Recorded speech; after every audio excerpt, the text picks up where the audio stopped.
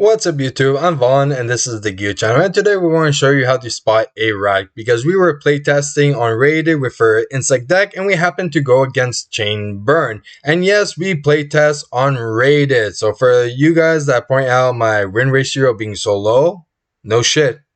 We have to go and build decks from scratch and it takes a lot of playtesting, and majority of them lose quite a bit until they start eventually being good because of the changes. So it's like, if you build your own deck, you will know this shit. So that's the dumbest comments I ever get. But anyways, we're going to show you exactly what to look out for when you're against these type of players. So we're going to do our whole insect play of just summoning and swinging and just let it be. And playing Chain Burn is quite hard, and especially calculating life points. So he's going to do a few corrections until it gets to that point. So let's see if we finally get, yeah, he finally gets it. Very nice. He's going to set 5, like, oh, that took a bit of time to do, but it's okay. Now he's managing to get it. He understands the pro plays. There is a combo to follow, and if you screw that combo up, you lose. So it makes sense to be very stressful when you're piloting a deck like this. So he's going to set 3, and then he's going to go Secret Barrel. Now, I don't know about you, but I don't know how many fucking thumbs I had to like click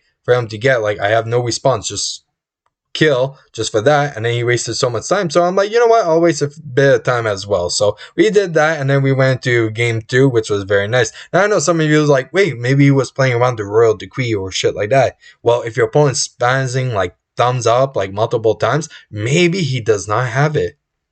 Who knows? But apparently you have to be very straightforward when you're against these type of players. So that is the first lesson that we have for today. Next, we're going to go and just set and then pass, and then look at that, we go and we draw into an insect. Wow, now we're playing our locust over here. Now just to let you guys know, like, our variant is very like banishing and special summoning. So when you do return and you bring back like locust or even scarab, you could book them and then they won't get banished at the end phase. So that's where like the whole like process of this deck is coming from. So it's doing a few plays, and that's what the deck is like revolving around more, is about banishing the insect and special summoning them from banish. So yeah, so he's going to go and summon Spirit Dragon, which I'm like, why do you even have that? But yeah, so he's going to do his thing, and then he's going to just set everything, and yeah, now we're just going to attack with our X-Saber, and he's going to do Wabaku, and we're like, wow.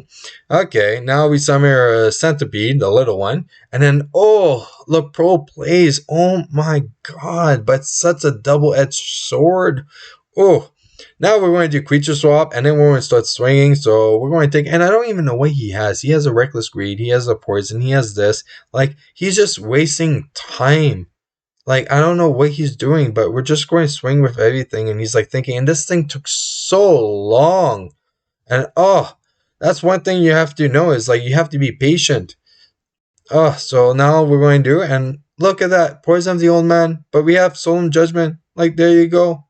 There you go. You have to watch out because they just want to shotgun everything. And even when they're in the worst situation, when, you know what, when they're in a good situation, none of that. When they're in a bad situation, they'll just shotgun everything, so you can't like respawn. So for me, I'm like, all like these type of players, especially for, I don't know what it is, it's all like Chain Burn. It's like they slow play like crazy, and they're like the biggest cheaters like ever all the time. And it's just like every single pilot. Like, I know it's like still like typical and like stereotyping or shit like that, but like when it happens so many times that it becomes like truth, you're like, oh, okay.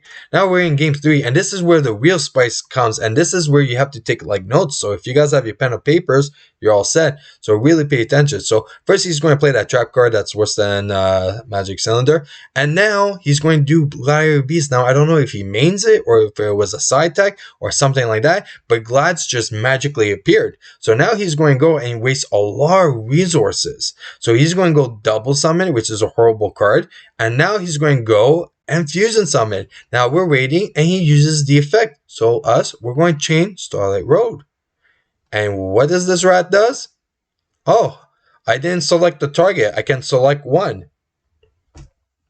Really? So I called the judge because I'm like, there's no way you were going to make him and only select one. The only time that situation where I would actually be like, okay, it's valid, is that if like the game actually went further on, and in my grave there's actually Boundless and Torrential, and you have enough damage of declaring onto the monster that you're like, okay, you know what? I'll just pop the back row because if I swing its game, then I would actually accept that. I would have been like, oh, you know what? It makes sense. There's no reason why he would pop the monster if he could just swing over it, and it's not fucking light, so I can't honest it. So he's like well protected. Like, sure, that situation I get. The fact that you wasted so many resources and then you use the effect to obviously select 2 cards, which was most likely back rows because you wanted to attack 2. Okay, that's bullshit. Okay, and you know what? To really prove my point, because I'm like, you know what? We're going to call the judge, and he's like, oh, there's a lot of starlights running around in DB. It's like bullshit. I went and like played in like the ranks of top 10 to like the lowest ranks, and I'm telling you guys, for the amount of games that I play, I don't see that many starlight roads. Okay, so that's BS off the bat. And then he's like, oh, in good faith, I was going to select 2. There you go. He even admits it that he was going to select 2.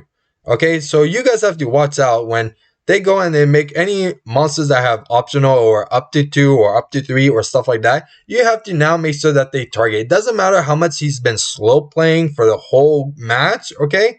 You have to wait for him to actually select the target, because if you shotgun like this, then they could do like the raddest shit ever. This isn't even like sharking. This is just stupidity. And that's it for today's video. I hope you guys took notes so you guys could protect yourself against players like this. Till next time, I'm Vaughn, and this was the Gear Channel.